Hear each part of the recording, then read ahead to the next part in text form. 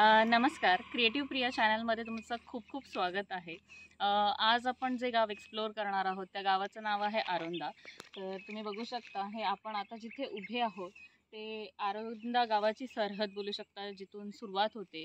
तो बोर्ड आहे आणि आपण जिथे उभे आहोत ते खरीवरती उभे आहोत. इकडची लोक याला खरियेवरती पण आलो असं म्हणतात. तर इकडून खूप सुंदर असा व्ह्यू आहे सध्या.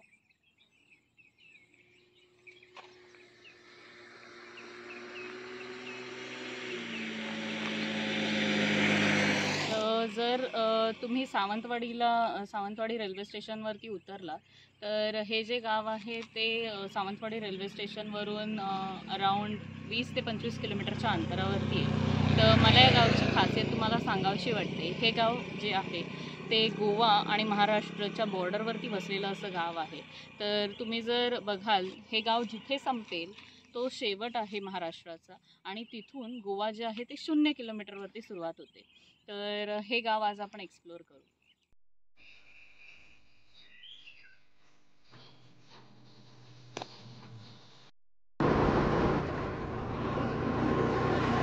तर आपण इथून आता आरोंदा गावामध्ये एंट्री करतोय. तर ह्या गावात जी लोकल लँग्वेज बोलली जाते ती आहे मालवणी लँग्वेज. तर हे गाव कोकणामध्ये येतं त्यामुळे इथे मालवणी लँग्वेज जास्त वापरली जाते.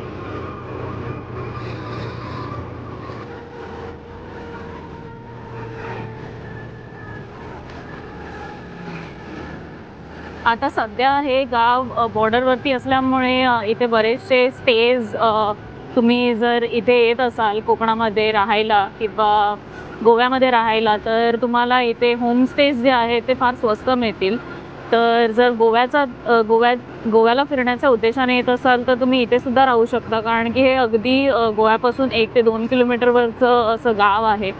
तर तुम्हाला कोकणातल्या गावाची मजा जर अनुभवायची असेल तर तुम्ही इथल्या होमस्टेजमध्ये येऊन राहू शकतात. बरेचशी घरं होमस्टेज ऑफर करतात.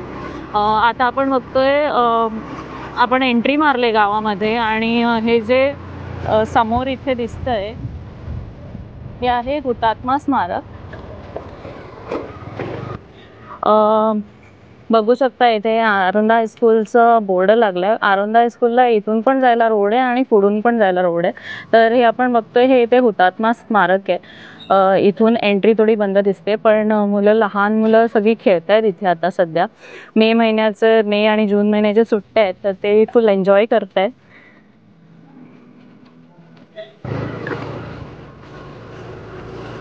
आता आपण इथून परत पुढे निघालो आहोत. हाय. पोरं मस्त बसलेत.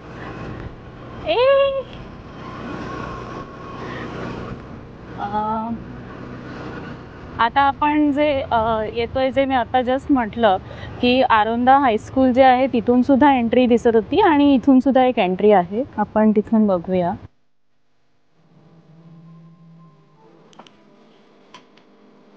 तर या आरोंदा हायस्कूलची एक खासियत मला सांगू इच्छिते मी की माझी जी आई आणि वडील जे आहेत ते त्या दोघांचंही शिक्षण ह्या आरोंदा हायस्कूलमध्ये झालं.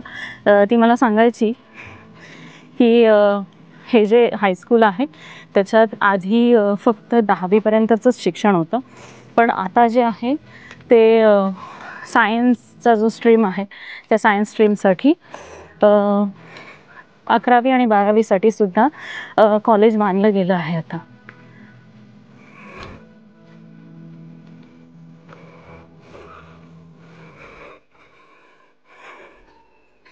सध्या शाळा बंद आहे, बघू शकता. मे महिन्याच्या सुट्ट्या. हा आहे हायस्कूलचा रंगमंच. बाजूला बघू शकता तिथे विहीर पण आहे.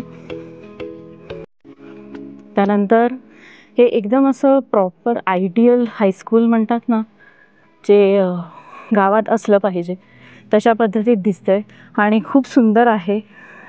त्याच्या बऱ्याचशा आठवणी माझी आई सांगत असते मला नेहमी. आता बघताय, मला वाटतं हे सोलर पॅनल्स लावले तिथे.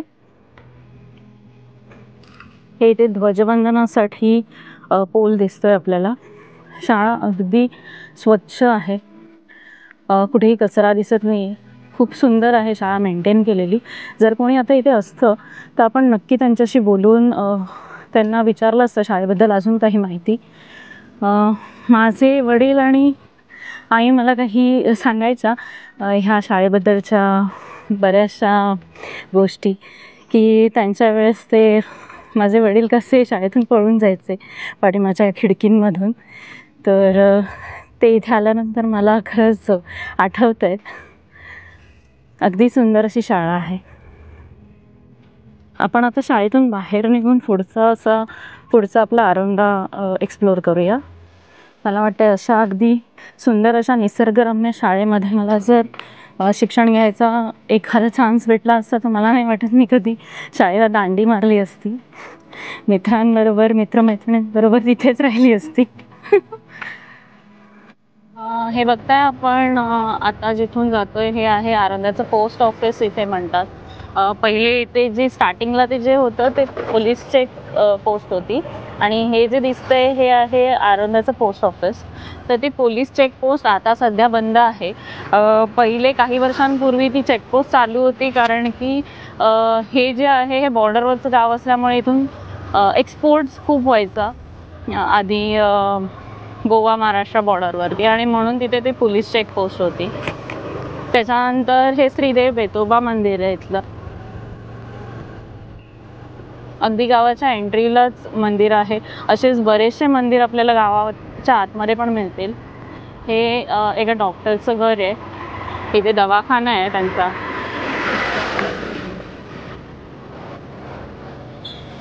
अगदी सुंदर आणि असे जुने असे वाडे आहेत इथे अजूनही जे तसेच्या तसे ठेवले आहेत जतन करून. तर मोठा आहे हा.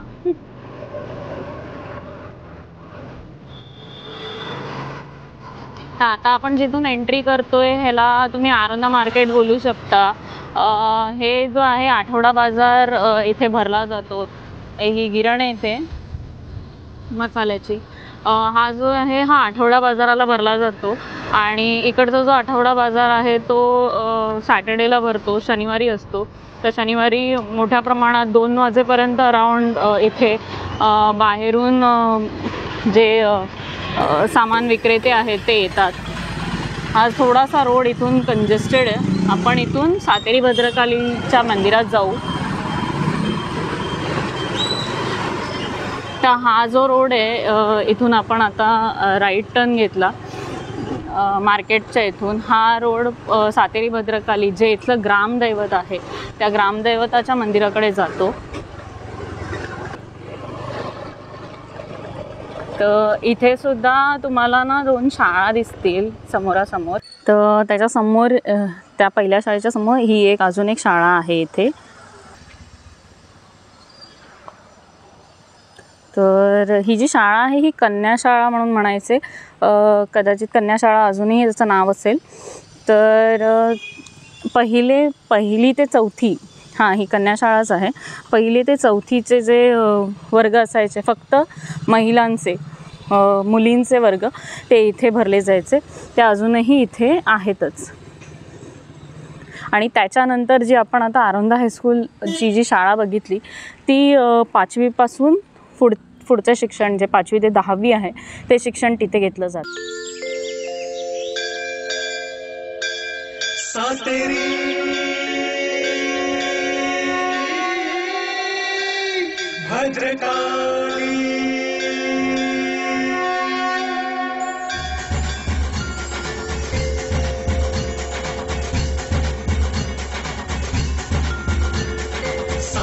भद्रकाली नमो नमः.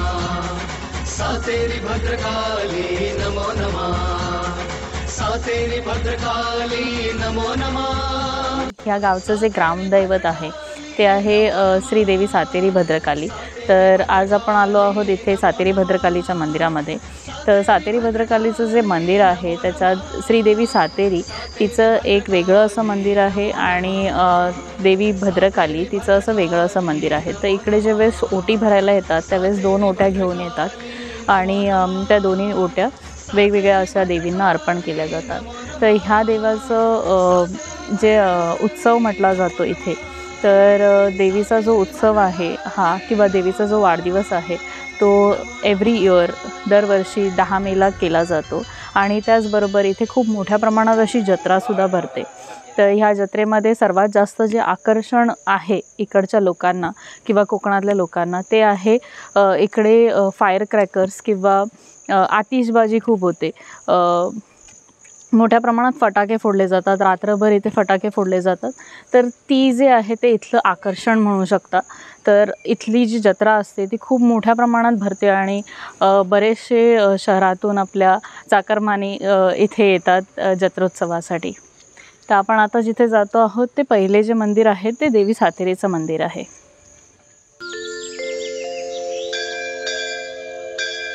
सातेरी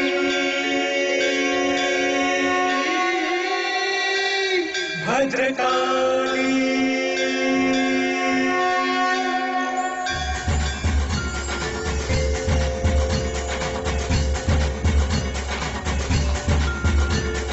सातेरी भद्रकाली नमो नमः सातेरी भद्रकाली नमो नमः सातेरी भद्रकाली नमो नमः सातेरी भद्रकाली नमो नमः सातेरी भद्रकाली नमो नमः सातेरी भद्रकाली नमो नमः सातेरी भद्रकाली नमो नमः सातेरी भद्रकाली नमो नमः सातेरी भद्रकाली नमो नमः सातेरी भद्रकाली नमो नमः सातेरी भद्रकाली नमो नमः सातेरी भद्रकाली. मंदिरातून आपण जाऊन आलोय. आता इथे जे मध्ये आहे ते एक श्री देव ब्राह्मणांचं मंदिर आहे आणि त्याच्यानंतर जे बाजूला आहे ते देवी भद्रकालीचं मंदिर आहे. तर पण पहिल्यांदा आपण देव ब्राह्मणाच्या मंदिरात जाऊन मग नंतर भद्रकालीच्या मंदिरात जाऊ.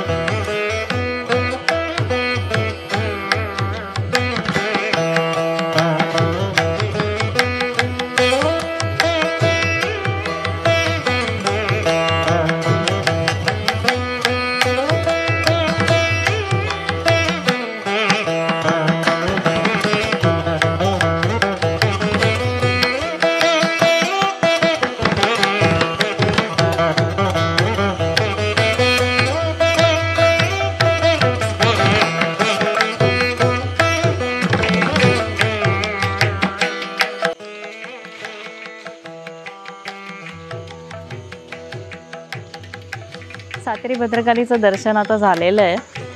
अगदी शांत असं मंदिर आहे. तुम्ही ज्यावेळेस आरोंद्याला जर व्हिजिट कराल तर ह्या सातेरी भद्रकाली मंदिराला नक्की भेट द्या. तर आता आपण हे जातोय हे त्या मंदिराच्या एक्झॅक्ट पाठीमागचा एरिया आहे. तर इथून जे आहे पंचमनगर आणि ते छोटे छोट्या अशा वाडीना जाण्यासाठी रस्ता आहे आणि ह्याच्या पुढे ज्यावेळेस आपण जातो त्यावेळेस पूर्णपणे किरणपाणी ह्या रस्त्यावरती लागतो. तर आता सध्या आपण इथून किरणपाणीला जाणार नाही आहोत.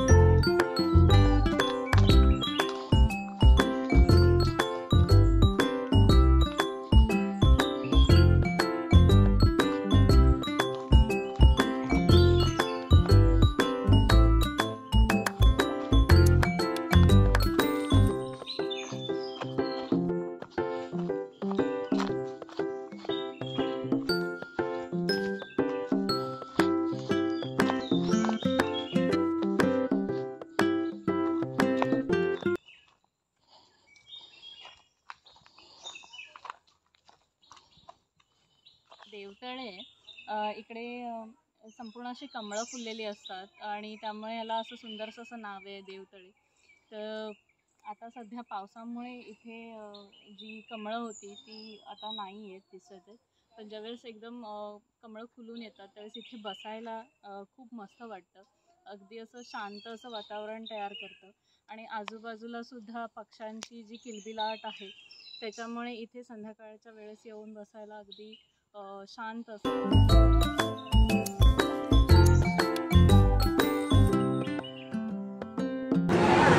तर परत बघू शकता आपण इथून सातेरी भद्रकालीच्या मंदिरातून परत आपण इथे मार्केटला आलो आहे.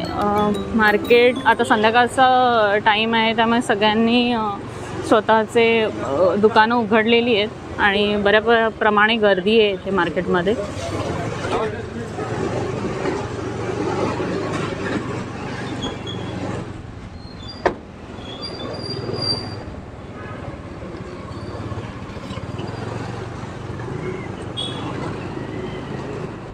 तर हे जे आहे आता इथून पुढे आपण जाऊ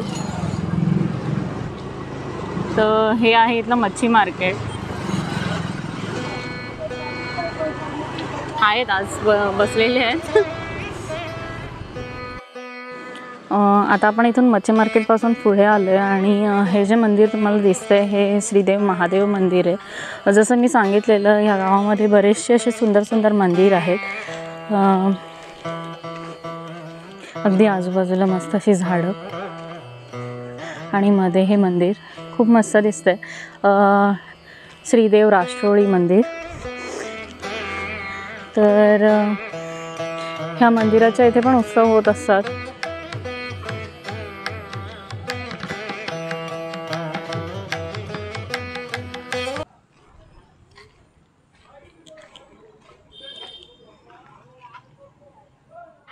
तर आपण जे देव राष्ट्रोळीचं मंदिर बघितलं या मंदिराच्या बाजूलाच बरेचसे असे ऑइल मिल आहेत. ऑइल मिल म्हणजे तेल गिरणी आहेत.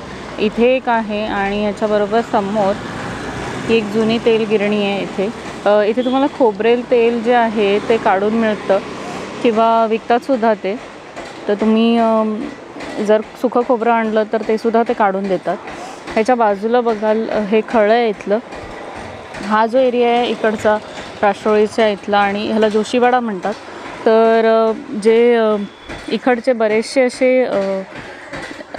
जे भाग आहेत ते वाडी प्रत्येक अशी बापरे चालत येतं बाजूला राहूयात. तर त्या वाडींना इकडच्या गावच्या लोकांच्या सरनेम्सवरून नावं आहेत जशी की जोशीवाडा, खासकीलवाडा आणि बरेचसे आहेत. तुम्ही कमेंट करून नक्की सांगा जर तुम्ही ह्या गावातले असाल आणि कोणत्या वाडीमधले असाल तर तुमच्या वाडीचं नाव कमेंट करून नक्की सांगा.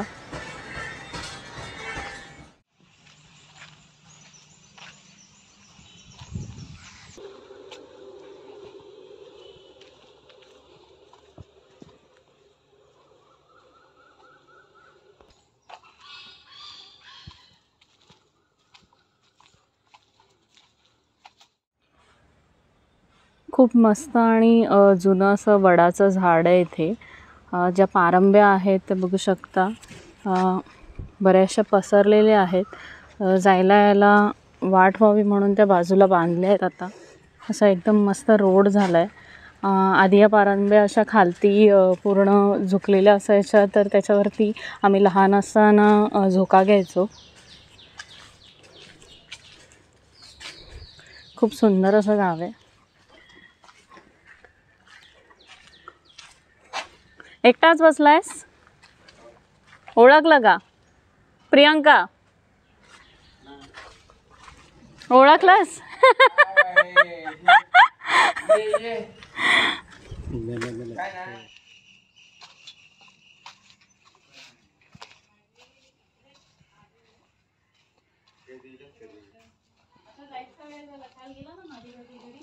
कुठे मुंबई नाही होतं मी रात्री येईल.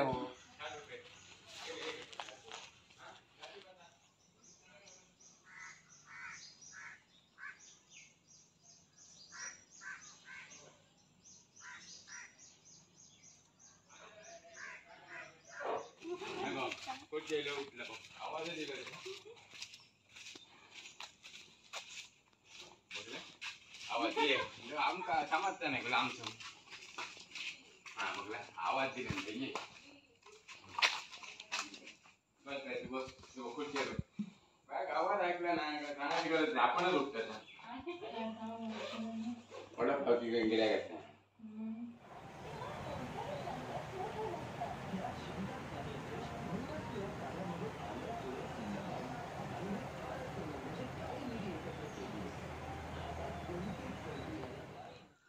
रस्ता बाय कापो काय रस्ता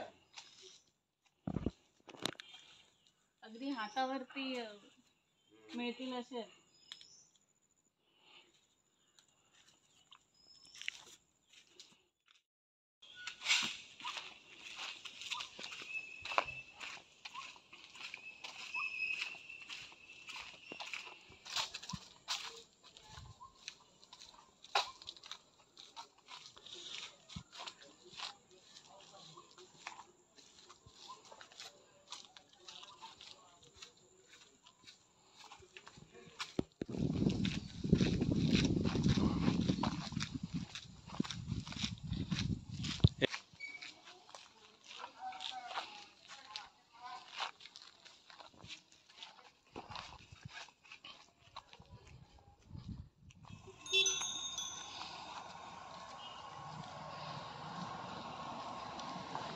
आता आपण बघू शकता माकड. इथे बरेचसे आहेत माकड.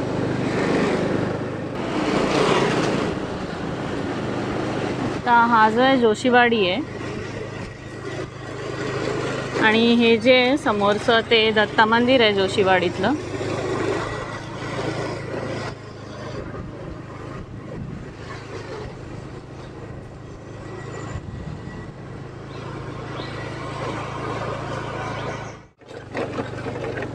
हे आहे इथलं प्लेग्राऊंड बोलू शकता. एवढं मोठं हे ॲक्च्युली शेतीचं आहे पण इथे खेळायला येतात पोरं क्रिकेट आणि खूप मस्त आहे.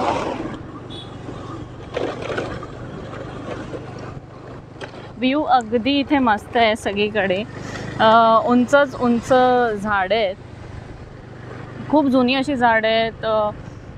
बरेचशी वडाची झाडं आहेत जी बऱ्याच वर्ष जुनी आहेत. तर हे आहे खोताचं घर म्हणतात.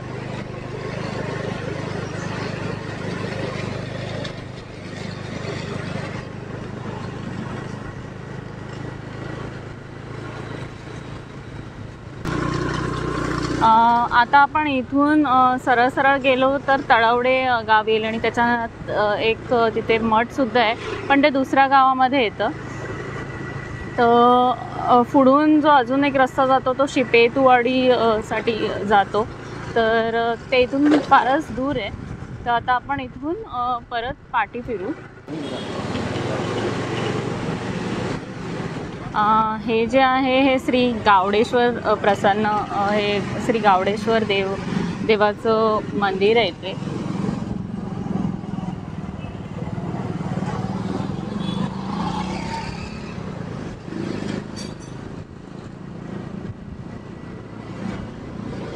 ही इथून आतमध्ये जी जाते ती मठवाडी आणि ही पुढची जी आहे ती संपूर्ण खासकीलवाड आहे.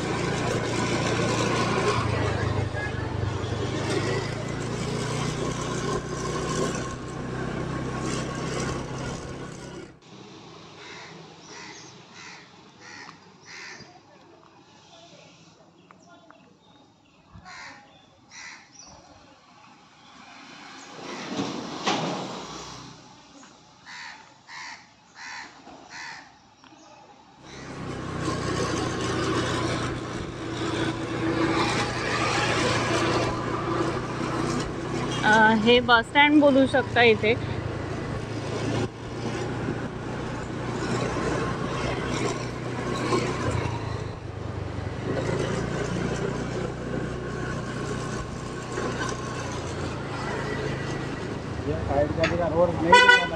इकडचं मारुती मंदिर आहे. अगदी सुंदर असं मंदिर आहे. या मंदिरात मी खेळायला यायची लहानपणी आणि हे लाकडी कटिंगचा हे बोलू शकतात कारखाना छोटासा. हा जो आता रस्ता पुढे जातोय हा जातोय किरण पाण्याला.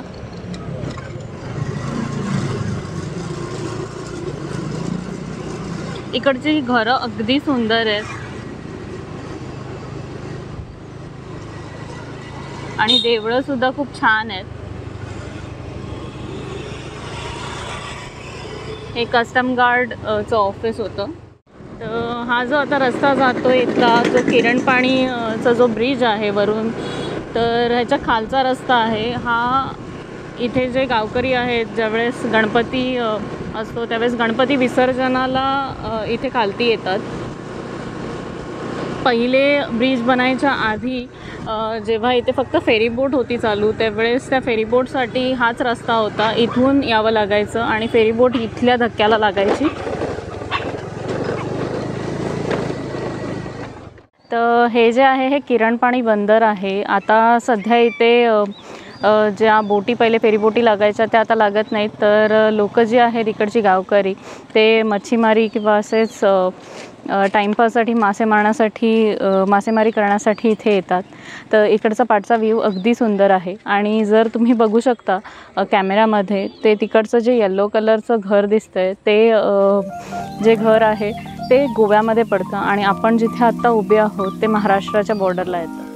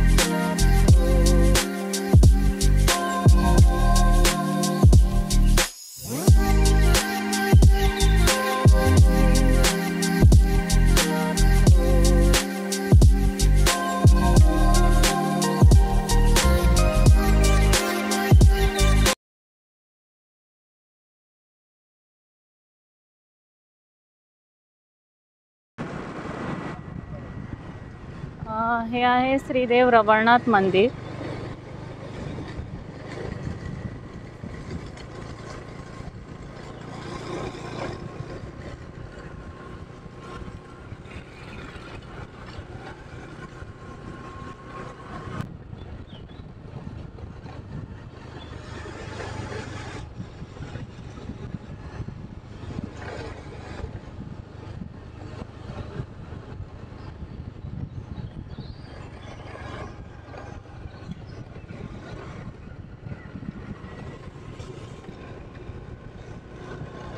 फारच सुंदर अशी घरं आहेत, कलरफुल एकदम.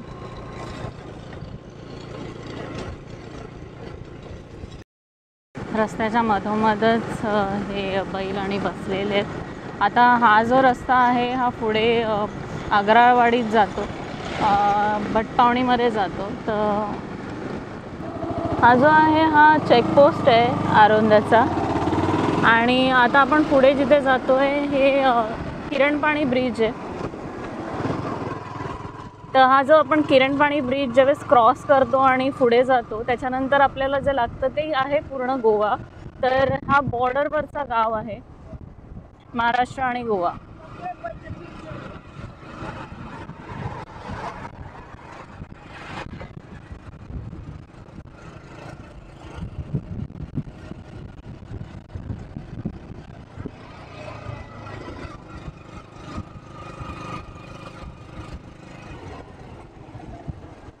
आपण आता किरण पाणी ब्रिजवरती उभे आहोत. तर बघू शकता त्या साईडला जे आहे हे गोवा लागतं आणि आपण जिथून आलो आहोत ते महाराष्ट्र.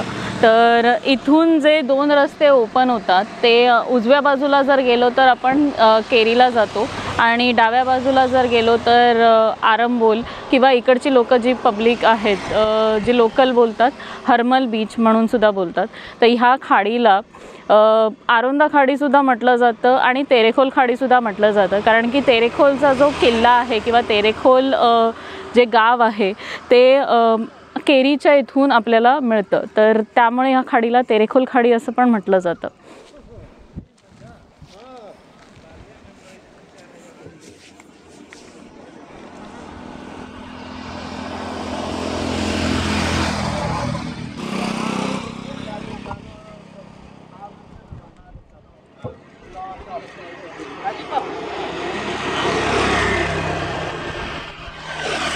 तर आपण म्हणू शकतो इथून 0 किलोमीटर जे आहे ते गोवा लागतं.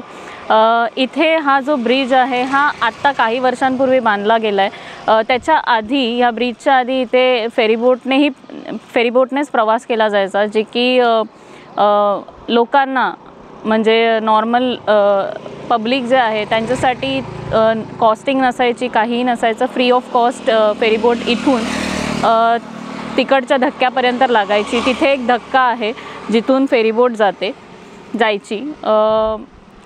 आता ती फेरीबोट बंद झाले कारण की हा ब्रिज बनला आहे. तर हे असं हे जे सौंदर्य आहे ह्या सौंदर्यामुळे आरोंदा गाव अजून सुंदर दिसतं.